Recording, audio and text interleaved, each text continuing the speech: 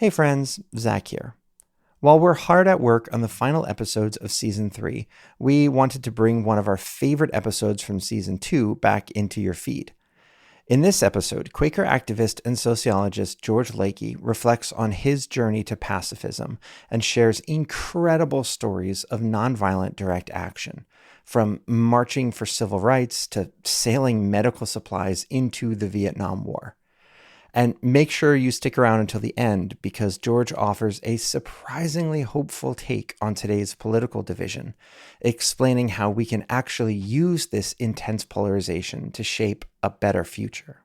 So without further ado, here's today's episode.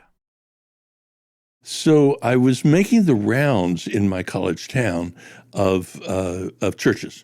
And on the list was a Quaker one in Westchester, Pennsylvania. And so when they came to the top of the list, I went to the Quaker one. And I was mystified by all this silence that was going on. And they had an extraordinarily loud clock. So if you were wondering if the minutes were passing, yes, indeed, they were.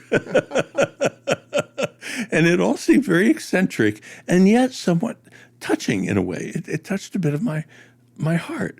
And my mind tended to go a mile a minute in those days. I guess it still does. But then it was very hard to quiet it, you know. So I don't think I got much praying done, but I did get some sense there's something here that I want to know more about. So I think I'll come back. And then on the way out, though, I saw on the bulletin board, there was an announcement that we should all be writing our congresspeople and urging them to not have the military draft. And I thought, oh, that's right. Somewhere I heard that Quakers are pacifists. Well, that's crazy. The Quaker podcast. Story, spirit, sound.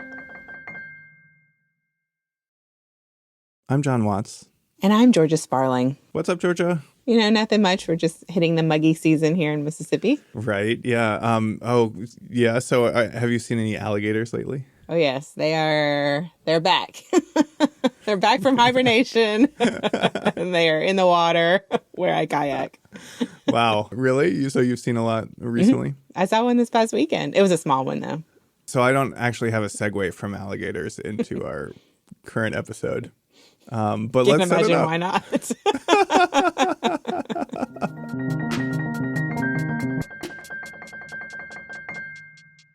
So this season, we chose to focus our flagship episode on Bayard Rustin, who was a behind-the-scenes architect of the civil rights movement, and he was also a Quaker. So to prepare for that episode, Georgia, you spoke with a lot of Quakers who were around and active during the civil rights movement, and even some who knew Bayard Rustin. Yeah, this is true. They had so many incredible stories, and it was really great to learn about it from people who were actually there. Yeah, and one of the folks that you spoke with is our old friend, George Lakey.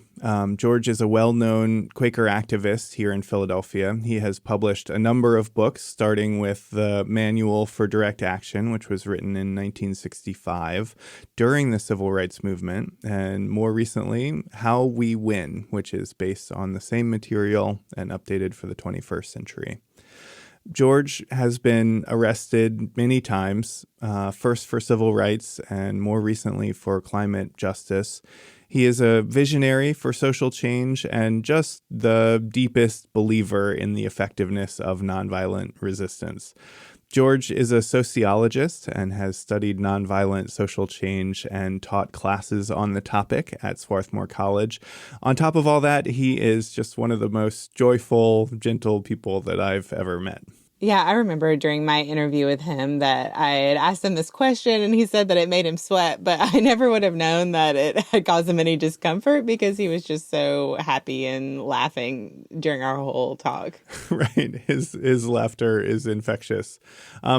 So recently, George has increasingly been focused on social division and what it's like to live through polarized times, which of course is increasingly relevant. So anyway, this is all to say we thought that George Lakey might deserve his own episode. So last month, I visited George's house in West Philadelphia to sit down for a conversation.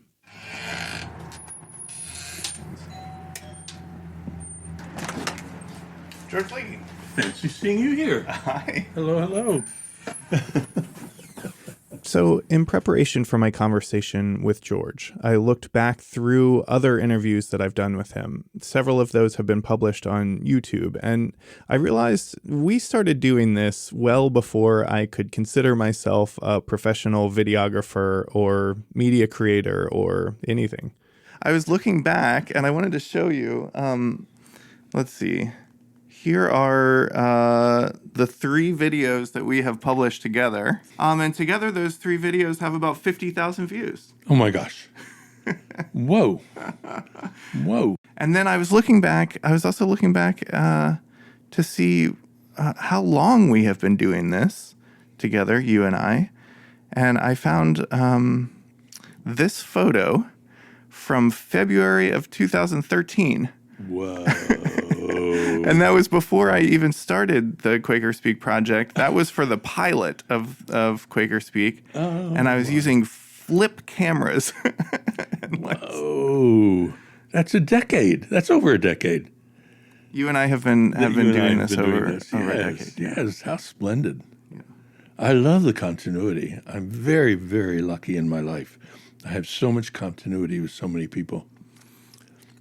Well, and that's all to say, we're here's a new medium for us to explore, and I'm really excited to have this longer form conversation with you. Usually they're short, right? Because you're shrinking into something format that needs to be brief. That's right. We get to be spacious. Spacious. I like spacious. Me too.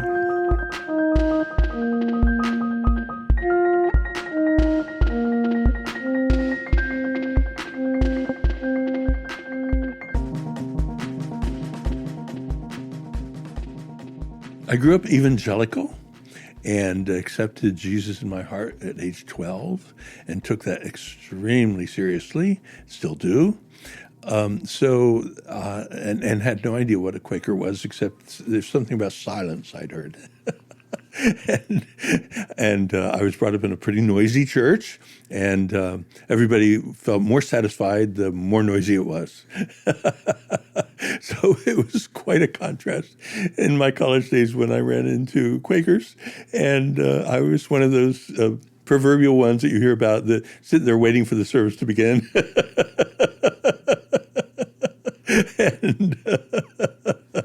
And I found it charming, and it got my curiosity going.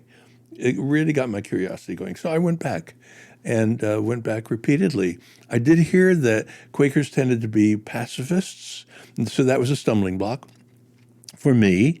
And that took me quite a while. It took me a year of intense study and reflection to make my peace with peace. Because I'd lost an uncle in World War II, and my dad was a soldier in World War II and all that. So it was quite a big thing for me, and the peace testimony became, of course, central to my ministry all these years. Partly because I think that because of my not taking it for granted at all, but the reverse, struggling against it. I kept looking for ways out. I even read the major American Marxist theoretician on why violent revolution. We have to have that in our back pocket, and we really need the ability to do war when we really need that ability. And so I was really reaching for good, solid arguments against pacifism, and pacifism won. That has remained basic to me today, even though I've been threatened with a knife and I've been beaten up a few times and all that. It's just really stood me in good stead. When George Lakey was a boy in the late 1950s, he had a unique opportunity to deliver a sermon for his church. Well, at age 12, I was thought to be unusually articulate. I was very articulate. Sometimes my teachers thought I needed to learn to shut up. And so the elders in my church thought this boy might have the makings of a boy preacher, because I was in that wing of the evangelical church where occasionally there would be a boy preacher who would become famous and travel from church to church giving sermons. So they said, George, we're going to give you a chance, see what you can do. I was thrilled. I was just thrilled. And so I worked very hard on my sermon, and I got up on a Sunday morning, and the church was full, and everybody was looking expectant, and I preached that it was God's will that there be racial equality. That was the end of my preaching career. At least as a boy preacher. I do get to preach in a Quaker church once in a while now. But yeah, that was the end of that. That boy. That boy will be the death of us yet. Now he wants racial equality. So, of course, George went on as a young man to feel drawn to the civil rights movement. Well, so I had that head start to pay attention. What are Black people doing about this outrageous situation we've got here? And so when the Montgomery bus boycott happened in '56, I was just blown away. That was the year I went to college. I was totally open system. But then when a copycat movement started near Philadelphia in a town called Chester, Pennsylvania, on the Delaware River, which was a city actually, which was rife with segregation, racial segregation. And so there were reports in the newspaper every day about the exciting marches, nonviolent marches, and the jailings and so on. And my then wife Barrett and I looked at each other and we said, "Look, this is terrible. All these photographs and TV newsreels show Black people going to jail, Black people marching. A person from Mars might think that."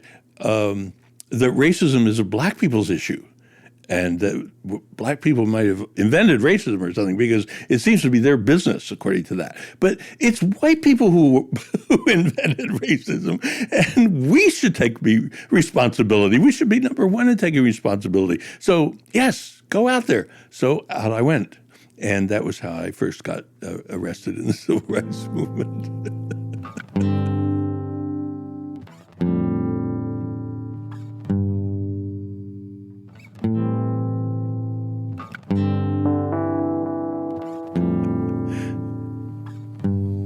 It was a glorious week that I spent in jail because the jail was full of freedom people, and they knew so many songs.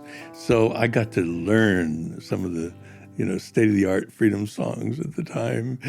I would love it when they would let us out of the cell once in the morning, once in the afternoon, so we could march around in the courtyard, and we could sing together and march and sing and march and sing, and it was a glorious imprisonment. I recommend it to all Quakers at least once.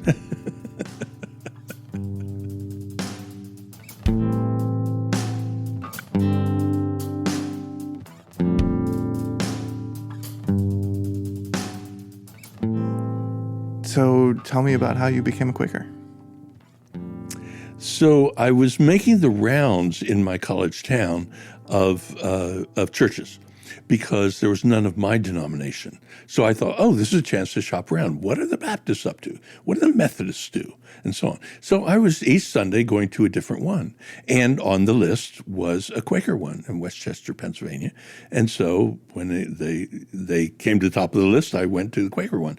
And I was mystified by all this silence that was going on. And they had an extraordinarily loud clock. So if you were wondering if the minutes were passing, yes, indeed they were. And it all seemed very eccentric and yet somewhat touching in a way. It touched a bit of my heart.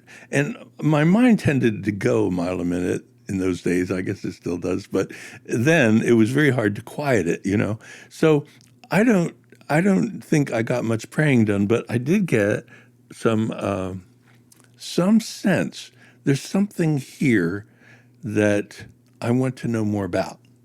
So I think I'll come back. And then on the way out, though, I saw on the bulletin board, there was an announcement that we should all be writing our congresspeople and urging them to not have the military draft.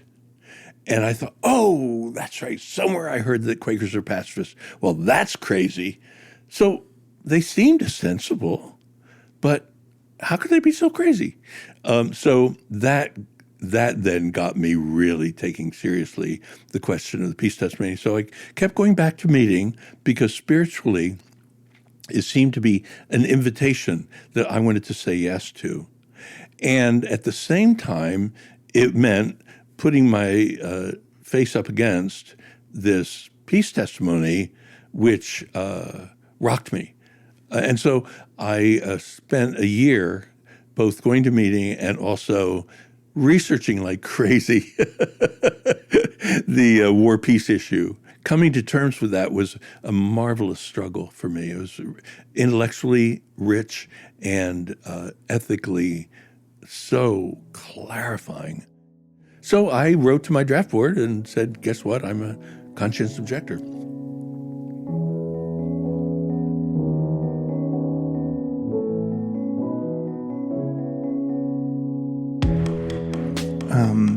Why are Quakers pacifists? We know a better way. We know a better way to engage in conflict. And that's what war is about. Of course, it's about conflict. People feeling so deeply about their difference of opinion that they're willing to kill for it and even willing to die for it. And, well, the thing is, pacifism opens the door, if you want to go through it, to a better way to engage in conflict. And, of course, 17th century Quakers were starting out that way. They were up to their ears in conflict in Britain. And nobody would say, oh, well, the Quaker peace testimony means avoidance of conflict or something, or, oh, we can talk this out or something. Quakers were incredibly conflict ready and engaged. And so I got, oh, wow. And they did so well with it. And then they came to Pennsylvania and they did so well with it again. And the armed settlers to the north were fighting with the native peoples, and the armed settlers to the south were fighting with it. And who were the safe people on the frontier? The safe people were the Quakers. They were the safest people on the frontier. Safety goes with nonviolence? Yes, of course it does. And there were just all these revelations. You can tell how excited I still am about this because I've been brought up with such a different, set of assumptions. And these assumptions that are made by non-pacifists just kept blowing up one after another. I like the metaphor. They just kept vaporizing all over the place because when you really do the research, and of course later I became a sociologist and had the research tools so I could actually go into it from an empirical point of view, and the research is so clear. As a professor at Swarthmore College, George helped to launch the Global Nonviolence Database, which documents nonviolent action campaigns throughout history. He shared with me that his research has demonstrated that when compared with violent conflict, nonviolent action is in fact much more effective. And it was very clear that the people who had a beef with other people had something to fight about, who chose nonviolent action as their way of fighting, were twice as successful, twice as often as successful as the people who tried to wage their point of view with violence. And of course, there are also struggles that don't succeed because of a variety of reasons, which we can also empirically investigate. So that whole intellectual adventure went along with the moral conviction that it's just wrong. It's just wrong. And why would I think that I should kill somebody?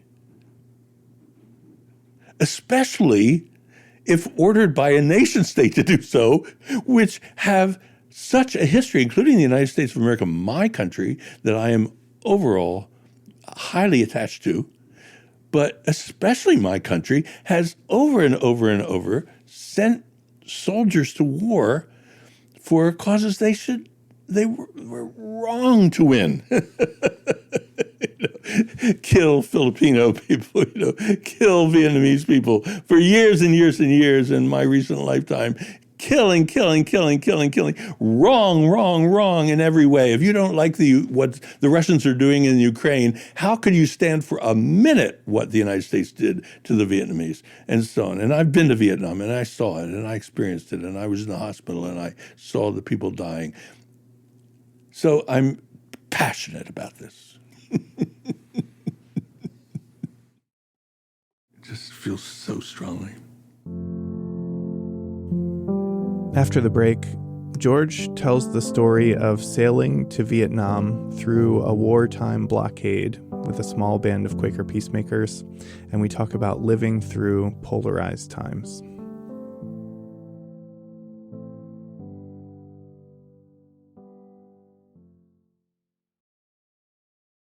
We love it when our listeners email us. And a little while ago, we got an email from a guy who identifies himself as a Quaker wannabe. Rob Music, and I am the campus chaplain at the University of Pikeville. Rob told me that he became a Christian as a teenager and from there grew up in the evangelical tradition. Having grown up in places where there really aren't Quaker meetings, it's always just have appreciated from a distance. At seminary, Rob studied the writings of George Fox and John Woolman, and since then he's taken an interest in Quaker thought and practice. And that really fed my spirit. Even though I can't be a part of a community, I can vicariously be a part of it through the content that's being created. Even though Rob's corner of Kentucky doesn't have a Quaker meeting, learning about Quakerism has inspired him to embrace Quaker traditions and practices in his own way. I think one, a nonviolent, peaceful ethic. I mean, to the point that I'm like vegetarian and trying to do no harm of speech. Ethical responsibility of my spending. I think that is real serious. Still working on that. The gracious hospitality of Quakerism, allowing people to be wherever they're at and not having such an epistemologically haughty, arrogant kind of approach. I think that's one of the things I just have really appreciated about Quakerism is that, I'm following where I feel like the inner light is leading me, but it's okay that like you are also on that journey and we may not be at the same place. Since we launched the podcast, Rob has become a subscriber and said it's been a way for a Quaker wannabe like him to engage meaningfully with the faith practice. Thank you for your work. I mean, you do, this exceptional work, really well done. And I just really, like I said, I'm here in rural eastern Kentucky, very far from a lot of religious diversity. And your work very much is kind of a lifeline. Oh, wait, like there's actually this big world out there of other people who think very differently. So your work is so critical. It's just that for all of us who are scattered can help us become one family through technology. So I really appreciate your work. Thank you so much for those kind words, Rob. And this is really the heart of the Quaker Project, using media to connect friends, spiritual seekers, everybody to what's happening in the Quaker world. And there is so much happening. As we get the word out to more Quakers and more Quaker wannabes, we're looking for more people who will partner with us. We're building a team of generous, thoughtful, media-loving folks, and we'd love it if you would join us. Remember, we've got that goal of 30 new monthly supporters by the end of June, and we'd love it if you were one of them. Whatever you're able to give, it will truly help us make this work more sustainable. So please go make that commitment today. You can head over to quakerpodcast.com and click on the button that says support. Thank you so much. Now back to the show.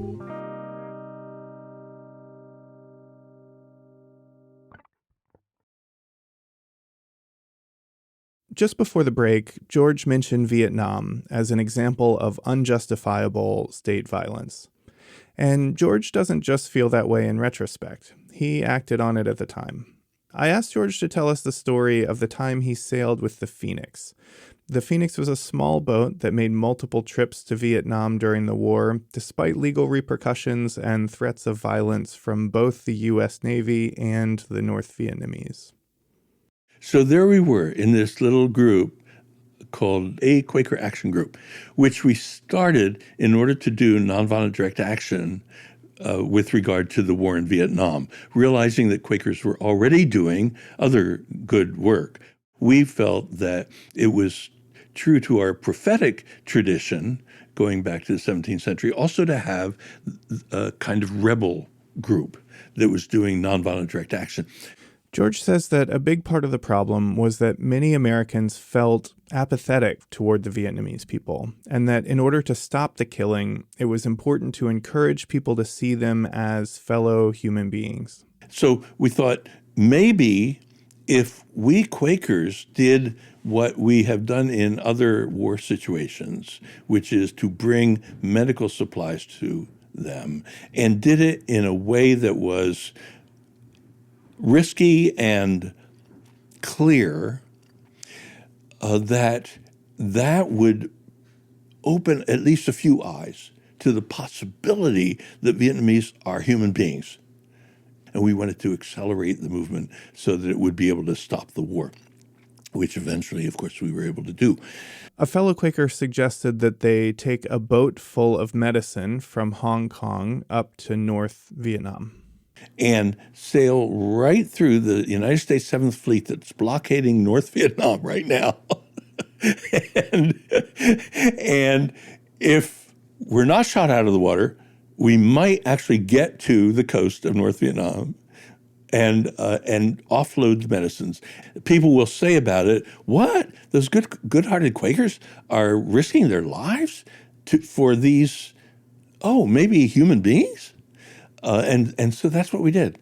And it was an extraordinary experiment. The sailboat would not only have to get past the U.S. Navy without being torpedoed, but they also needed the North Vietnamese to accept the supplies if and when they got there. It was George's job to negotiate with the very reluctant North Vietnamese. They kept saying, no, we can't let you do this. We can't accept them because you will get killed, for sure. And we said, yes, but we are willing to take the responsibility. We can say that we are led, because we are spirit-led, no question, to do this thing, and we are going to do it. And so that's what we did. George wasn't actually on the boat in that first voyage. Instead, he stayed in the U.S. to help support the cause by drumming up media attention. You know, all the major TV channels at night were airing it. It got through the Pentagon's propaganda. And so we thought, let's do a second one. And I volunteered for the second one and was accepted. And so I was on the second group.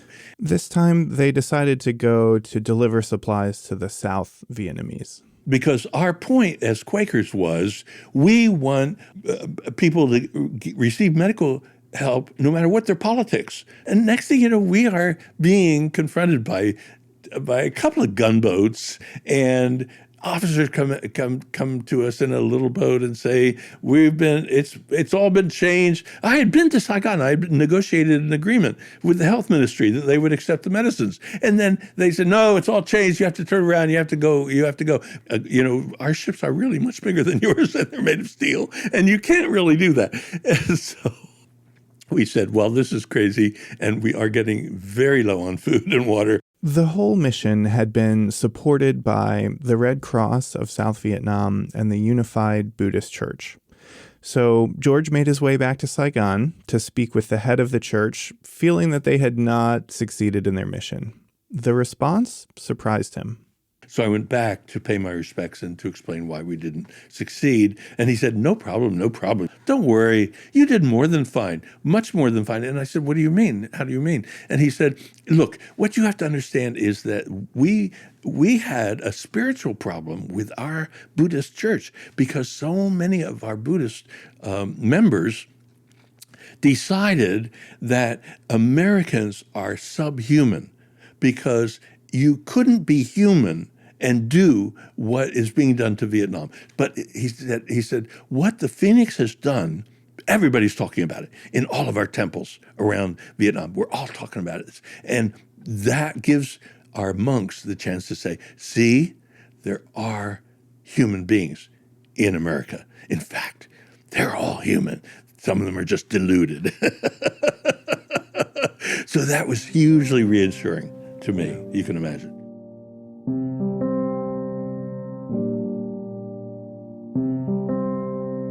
I'm thinking about this conundrum that you faced when you first encountered Quakers, where you believed that there was such a thing as justified violence, justified state violence, which is a very commonly held belief in the United States, and in fact, some of our listeners who are listening to this interview may believe that there's such a thing as justified state violence. Of course, the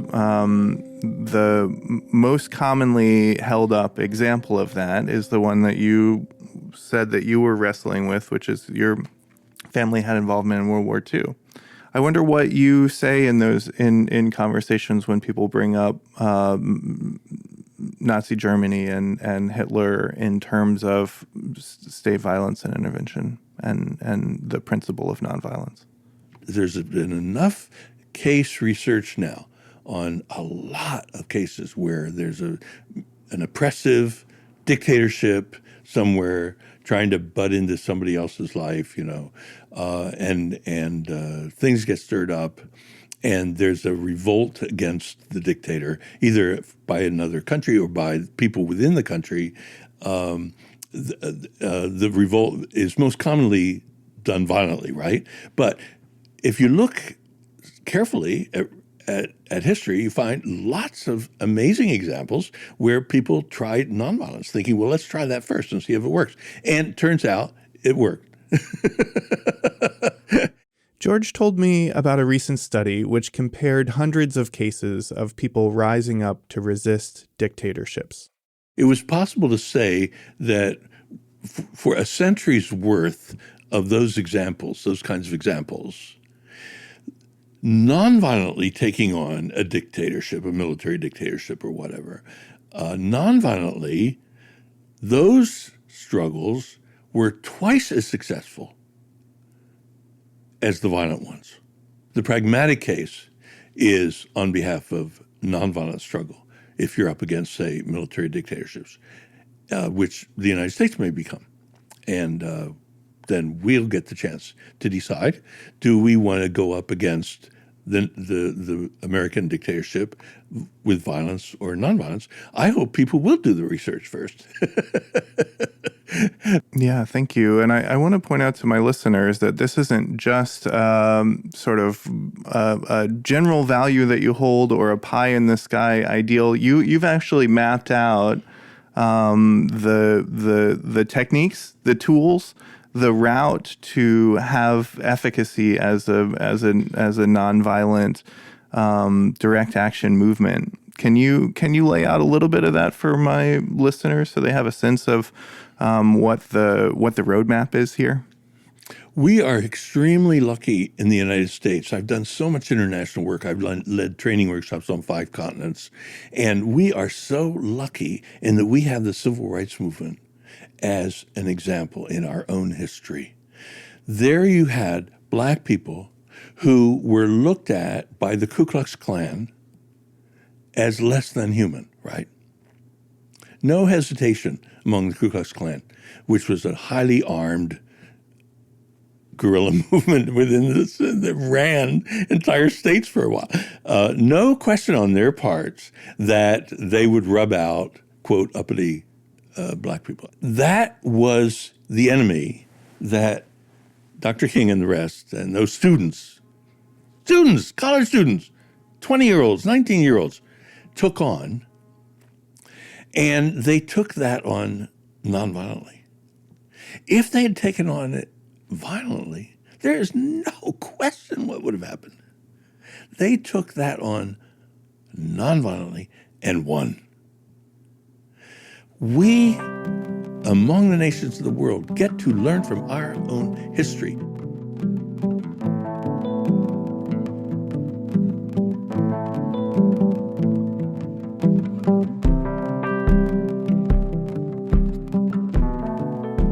So I want to talk with you about polarization. Yeah, we're living through interesting times. Tremendous upheaval globally, tremendous political upheaval. Many of us are worried about our democracy, and as Americans, we're feeling divided. It's not feeling like a productive conversation with the other side. And so that's causing a great deal of anxiety. How can we move forward into a more just, equitable society when we can't even have a conversation about the basic facts? And you, in your talks and in articles that you've published recently, you're inviting us to see this differently. You're inviting us to see this moment as an opportunity. So tell me about that. It's quite a reversal on my part. Quite a reversal. A dozen years ago, I was one of the most discouraged people I knew because of polarization. I thought, oh, this is really, really bad. But at this very same time as I was tracking polarization, I was trained in graduate school as a sociologist. And sociologists have a kind of occupational hazard that goes with the profession, which is we pay attention to polarization. And we notice when it's going up, and we notice when it's going down. And at the same time, though, I was also researching for my book, Viking Economics, which is about the Nordic countries.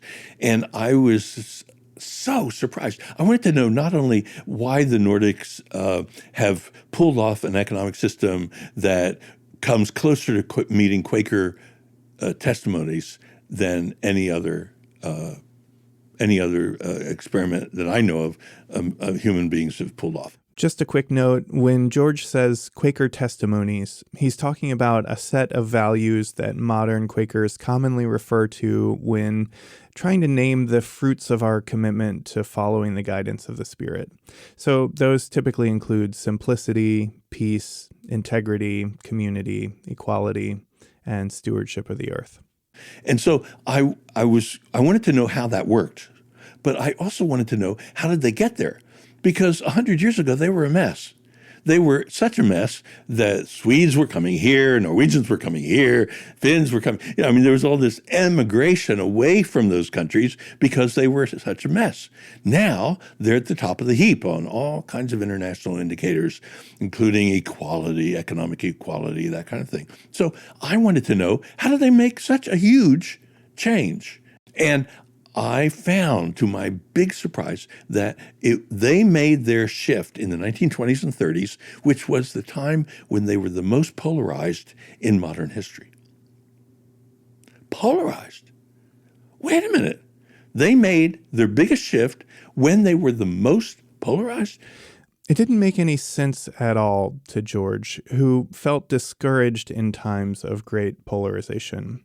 And so he looked at some case studies a little closer to home, beginning with the United States in the 1930s, which was, of course, a time of great political tension.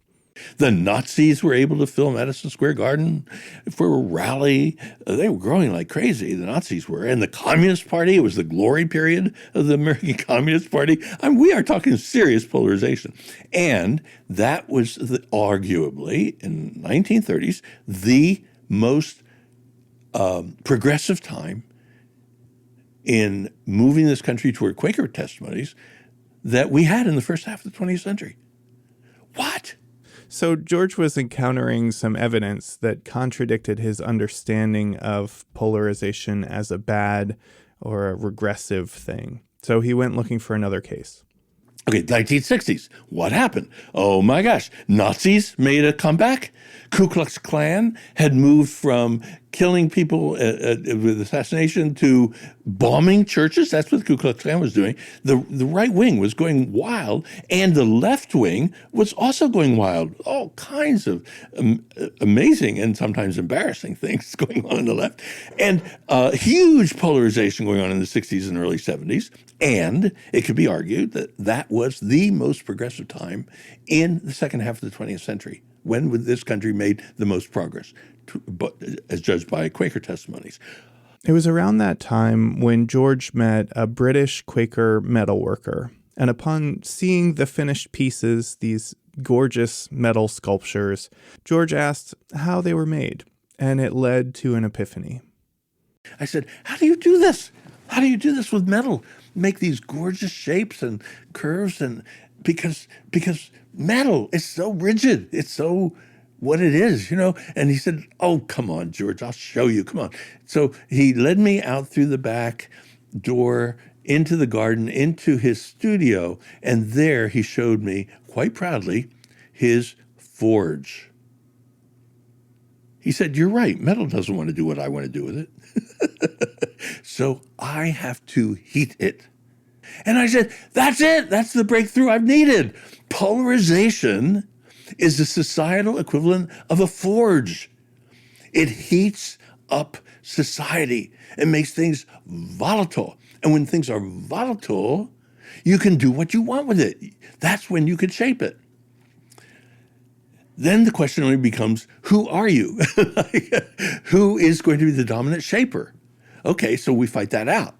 So that's the other part of the epiphany for George, was that the final product, what ends up being produced by these polarized times, that's up to us. So the forge doesn't care what it produces. That's how polarization is. It could not care less the outcome of its impact. And so in Germany, there was enormous polarization in the 20s and 30s, as we know, and the outcome was Hitler and the Nazis. In Italy, again, tremendous polarization in the 20s, and out came Mussolini. Forge doesn't care. It just does its thing. Okay, well, I care. And I'm guessing everyone who hears my voice today hears my caring and cares equivalently. So what we care about can use the opportunity that a social force happens to give us in order to create the beautiful thing rather than allow the ugly thing to go. Now, that means getting our hands dirty, right? I mean, our sculptor friend gets his hands dirty sometimes. We have to be willing to engage in conflict, nonviolent conflict, but still there are a lot of Quakers who hesitate, who draw back from engaging in nonviolent conflict. Guess what? If we're going to be sculptors here, we're going to have to get our hands dirty. That's all right. Let's get into the conflict. It's scary. That's why we have Quaker meetings, so we can do stuff that we could never do alone. It's the solidarity, it's the community provided by Quaker meetings that got Quakers through the 17th century, else they never would have survived. Because it was one of the more polarized times in British history. And it was also one of the most productive times, right? So we're talking about a theme here that I think just needs to be confronted by everybody who has the feelings that I initially had about polarization. I mean, I still do have those feelings of angst and sadness. My family can tell you, they'll come into the kitchen and I'll be eating my granola and reading the newspaper and crying because it's very sad. The pain that goes with polarization. I'm not wanting to minimize that in any way. I cry about it. I invite you to cry about it. And then get with Quaker friends and others and do something.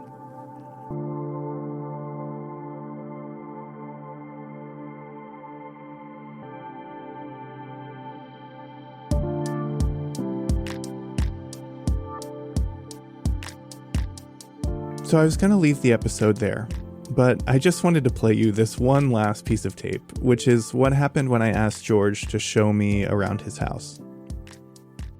So above my desk is this enormous poster of Dr. King. There are so many pictures of Dr. King, but I especially love this one because it shows him in composure and a kind of openness that I think was, invites God's Spirit. And we're standing right now next to the piano, which is another big heart thing for me. Music has been so central to me. It's just amazing I've survived as a Quaker with silent meetings. What are you working on at the piano right now? So on the piano right now, I'm after COVID did in my sing-alongs, which are a favorite thing at Friends General Conference and other gatherings. Quakers like them, other people like them. But I got rusty over COVID, and so I'm getting my fingers back into shape because we can do sing-alongs again. You know what I'm going to ask next, right? What's that? My favorite? No, will you play something? Oh. Yes, of course. Oh, that would be amazing. Yeah.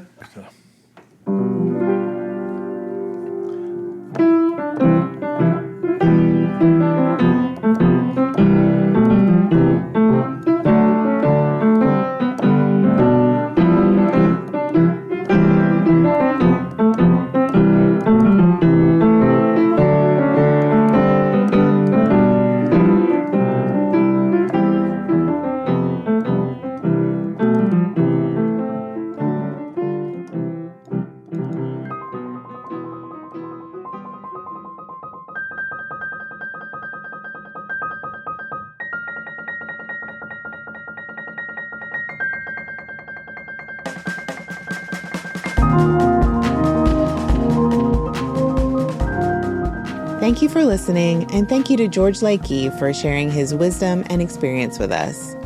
George is the author of several books, including Dancing with History, A Life for Peace and Justice, and How We Win, a guide to nonviolent direct action campaigning. He is also the subject of a forthcoming documentary. Go to QuakerPodcast.com for more information on all of that, as well as a transcript of this episode and discussion questions. This episode was written, recorded, and produced by John Watts and co-hosted by me, Georgia Sparling. John also wrote and performed the music. Studio D mixed the episode, and your moment of Quaker Zen was read by Grace Gonklevsky. The Quaker Podcast is a part of the Quaker Project, a Quaker media organization whose focus is on lifting up voices of spiritual courage and giving Quakers a platform in 21st century media. If you want to partner with us, please consider becoming a monthly supporter. Every contribution expands our capacity to tell Quaker stories in a fresh way, and it makes this project more sustainable. Visit QuakerPodcast.com for more information. And now for your moment of Quaker Zen.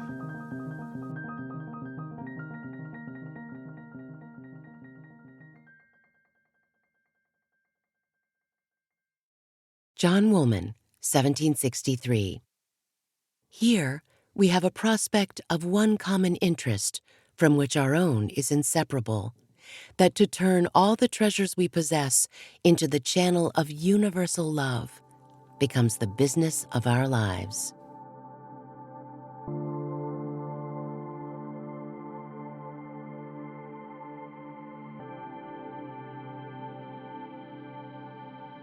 Sign up for daily or weekly Quaker wisdom to accompany you on your spiritual path. Just go to dailyquaker.com. That's dailyquaker.com.